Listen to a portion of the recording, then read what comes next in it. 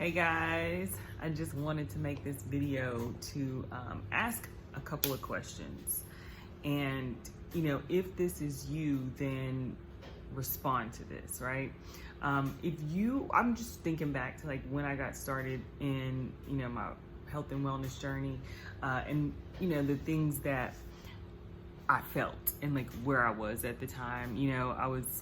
I felt like I was in the fight for my life. I felt like there was a part of me that was screaming, that was being buried alive, realistically, and that if I didn't fight for her, that she would die. And that, I was kind of at that line, like, it's now or never. Like, this is my pivotal moment, and this is the time where I have to do something, whatever that something is, right? I didn't really know exactly what, but I have to do something to change this, or this will be my forever. This will be what things look like for me from now on. And this is not the vision that I see in my head for myself. This is not who I am. This is not what I'm destined to do. This is not where I'm destined to be. And this is definitely not how I'm supposed to feel. I felt bad. I felt like I was aging super fast. And I knew that just something about it didn't settle with me. Like, it just didn't sit. You know what I'm saying? Like, there was just a scream inside of me that would not shut up. And you may or may not know my story, and if you don't, my process started with a fast and just that impression from God to say, this is a matter of your life. That was a confirmation for what I was already feeling. But I didn't know that the changes I needed were going to start with my daily habits of food. I didn't know that I needed fitness. There were some things that I didn't know encompassed my change. And it started with what I was putting in, and a lot of times what we put in, we think about food. I just need to lose weight and I'm going to feel better. I just need to lose weight and I'm going to feel better. But the choice to eat something different starts with what you think about a thing. It starts with what you're putting in mentally, what you're putting in emotionally, right? Like, where are you here?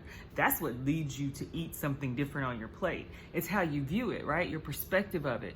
And once you start to view junk food, let's say, as something that is taking away from your life, taking away from your quality of life, like, it's going to be so easy not to eat it, right? It'll be easy to say, you know what, this time I'm going to try an apple and just see. And then I just keep doing that. And then I start to feel good. And it was like light bulbs, start to come on. It doesn't happen overnight, but I'm just saying, like, those thoughts, right? There's a reason why we do the things we do. And there's a reason why there's things we just don't do, right? There's some stuff we just don't do because the way we think about it. You're not going to drink, rubbing alcohol, right? Because you have a thought about that thing and what it could do to you, so you don't do it. But I might have a glass of wine, right? Even though maybe going through my process of health and trying to be on that journey, like, I don't need wine right now or something, or maybe I need to cut back on it. It's just the way we think about it. So if that's you, if you feel any of that, I felt depressed. I felt alone. I felt isolated. I felt like nobody around me felt the way I did. One, I kind of knew that because the conversation wasn't there, and so I didn't feel understood, and I didn't know where to start. I was a beginner for sure. Thinking about fitness was very intimidating. So the idea of going to the gym it wasn't. It was not an idea. So I definitely started my workouts at home because I didn't know anything about the gym. And anytime I had been inside of a gym, I felt like everybody there was crushing it, and I was just a fat blob walking through that thing, and I need to go find somebody's treadmill and hide out. Or leave, period. I had been in the place where I'd gotten gym memberships in the past, and I was just a contributor to the cause. I was not showing up, and I was paying that monthly fee, and it wasn't serving me. And it was because I felt intimidated, and I didn't understand that everybody there was really just doing the same thing I wanted to do, which was better their life and make a better version of themselves. But I didn't know that. It was so foreign to me.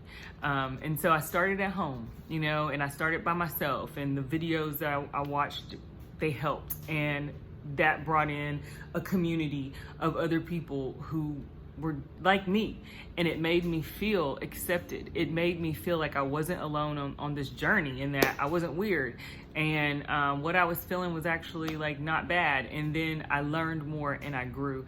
And that's so funny, right? Live, learn, grow. That's what I did. I chose life, and I learned more and I grew because of it.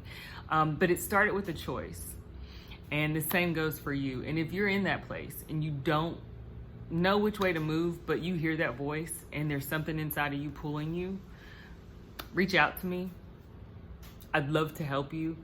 That's my mission, is to, walk with people in that transition, to go from that one place where you're standing right now to the next step, and not have to do it alone, and not have to do it afraid. And you learn, right, as you go, and start to put new habits in, and take old ones out that don't serve you, right? And start to just get a new vision of yourself, because the desire is what's going to push you, but the vision is what's going to pull you forward into that next space. And my job and my mission and my goal is to help you keep your eyes on that vision so that you can get there, and know that you don't have to do it alone. So if any of what I'm saying rings out to you, please reach out, and I'd love to help you walk into that next space. All right, live, learn, grow.